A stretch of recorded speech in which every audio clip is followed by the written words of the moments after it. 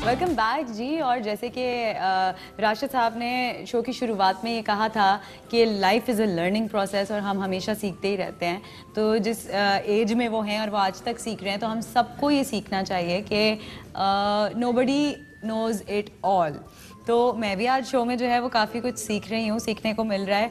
और एक राइटर और एक पढ़ने का शौक़ रखने वाला इंसान कैसे एज का गैप होते हुए भी कनेक्ट कर पाता है ना। फैक्ट्स जो है उनसे आप डिनाइल नहीं कर सकते। बेशुमार ऐसी चीज़ें होती हैं जो आपने खुद अपनी ज़ात पे इम्प्लीमेंट की होती है और ये करनी चाहिए। जब हम रात को अपने बेडरूम में जाते हैं तो वो सवाल करती है ना, हम अपने सारे दिन को स्कैन करते हैं, ये किया वो किया, और फिर एक रिलैक्स होता है। और बाज़ दफ़ा हम थोड़ा सा कॉन्शियस, यार आज ये कुछ कोताही सी हो गई, ये नहीं होना, ये ऐसे हो गई। कहते हैं ना कि एक सक्सेसफुल इंसान जो है वो सीढ़ी चढ़ के आता है, सीखते सीखते आता है ऊपर, और उसको बड़ी नॉलेज होती है। हम अगर किसी को एडमायर करते हैं कि जी इसकी वोकैबुलरी कितनी अच्छी है, इसकी नॉलेज कितनी अच्छी है, वो जो सीख के आया है वो तभी सीख के आया है जब उसको लगा था कि उसको सीखने की ज़रूरत है। ऐसे ही अगर आपको लगे ही ना कि आपको सीखने की ज़रूरत है, तो फिर आप ना सीख पाओगे ना सक्सेसफुल हो पाओगे। सिर्फ अनाज खाने के लिए आते हैं कि अच्छा खाना खा लिया, ये खा लिया और मर गए बस। जिंदगी ये नहीं है। Life is simply take one. इसमें तो दूसरा शॉट ही नहीं। कुछ लोग बस इसलिए जीते हैं कि एक दिन मर जाना है। ओके, सो रैपिड फायर राउंड में मैं आपसे कुछ सवालात करूंगी, आपने वन वर्ड जवाब देने हैं। सबसे पहले, अगर आप फिल्म के हीरो होते, इनमें से किसको हीरोइन पसंद करते हैं? सबिया खानम, शमीम आरा, नैयरा? सबिया खानम। इनमें से आपका ऑल टाइम फेवरेट हीरो कौन है? मोहम्मद अली, नदीम साहब या वहीद मुराद? वहीद मुराद। ये आया ना पते का सवाल, इनमें से कौन नेगेटिव एक्टिंग सबसे अच्छी करता है? शफकत चीमा, नैयर एजाज या तौकीर नासिर? इन तीनों के जो आप नाम लिए, इनमें कंपैरेटिवली मैं नैयर एजाज। ओके, कोई सियासतदान अगर विलन की एक्टिंग करे तो कौन आपके हिसाब से सबसे अच्छी कर सकता है? आसिफ अली जरदारी, शहबाज शरीफ या शेख रशीद? जरदारी साहब ज्यादा बोल्ड वेरिएट करते हैं। इनमें किसकी आवाज़ के आप फैन हैं? गुलाम अली साहब, असद अमानत अली, राहत फतेह अली? अगर उस्तादों के हवाले से देखा जाए, जी थैंक यू जी, रख। किसके फैन है फिर आप? मैं इन तीनों का फैन हूँ, लेकिन एक नाम? गुलाम अली खान। ओके, अब मैं आपको कुछ स्टेटमेंट्स बताऊंगी, आपने बताना है हाँ या ना, सही है या गलत है। आप राइटर बनना चाहते थे लेकिन आपको एक्टिंग आसान लगी? हाँ। ओके, आपने बहुत कोशिश की लेकिन आपके बाल कभी काले नहीं हुए? मैंने ज्यादा तवज्जो खून पे रखी है कि वो सफेद नहीं हो। बालों को बॉदर नहीं किया। खुश्क हुआ? खुश्क तो इस 72 बरस हो गए इस मुल्क में, हर जो पाकिस्तानी है उसका मुख्तलिफ वेरिएशन में नहीं, बस अब आपने आइंदा नहीं खून नहीं खुश्क करना, सफेद नहीं होने देना। नहीं, सफेद नहीं होने। आप कराची में रहना चाहते थे लेकिन बेगम की मोहब्बत में लाहौर रहना पड़ गया। बेगम ही के लिए लाहौर में आ गया। ओके, चलें, इस पे हम एक्सप्लेनेशन नहीं मांग रहे आपसे।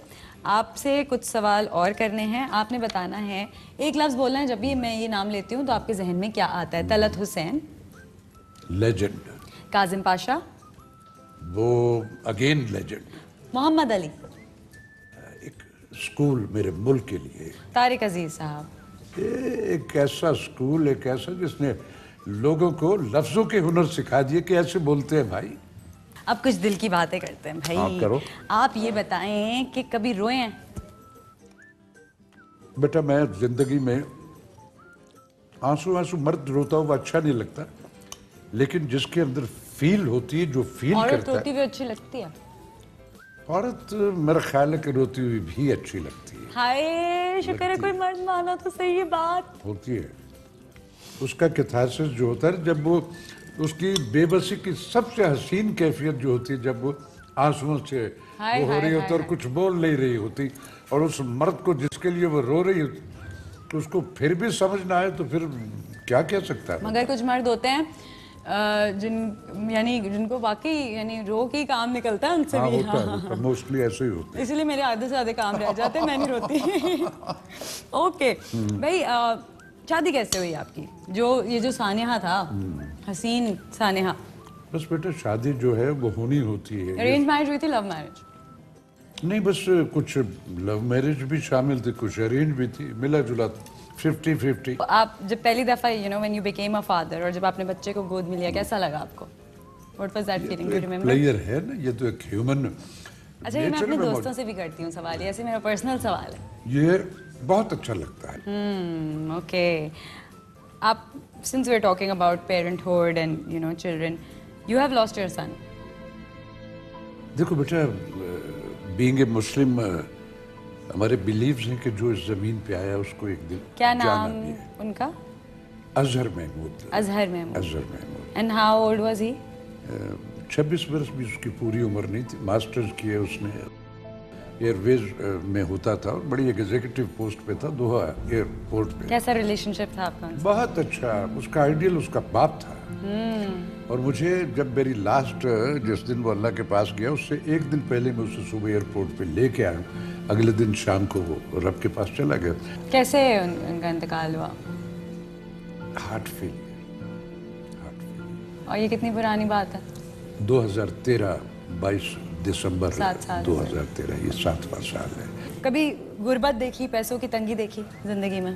मेरे आबाद जो थे वो नामवर तो थे, लेकिन वो को हमारे लिए ऐसी कुछ जायदादें या वो नहीं, एक भरम, एक डिग्निटी, वकार छोड़ के गए थे।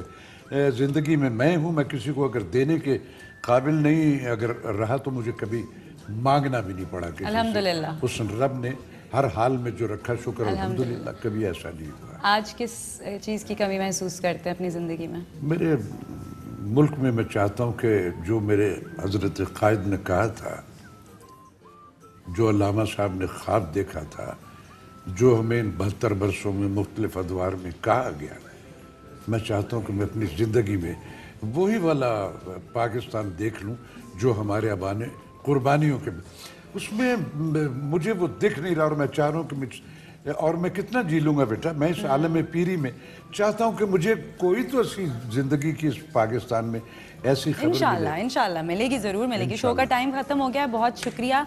और मैं चाहती हूँ कि आपके बेटे की याद में हम आज ये शो ख़त्म करें। बहुत शुक्रिया आप लोगों ने शो देखा। अपना फीडबैक ज़रूर भेजिएगा और अगर कोई चीज़ सीखी हो आपने तो मुझे भी बताइएगा कि आज के शो से आपने क्या सीखा। Over to you. मेरी गिरफ्त से बाहर है खुदसरी दिल की, मेरी गिरफ्त से बाहर है खुदसरी दिल की, ये है तो मेरा मगर इख्तियार किसका है।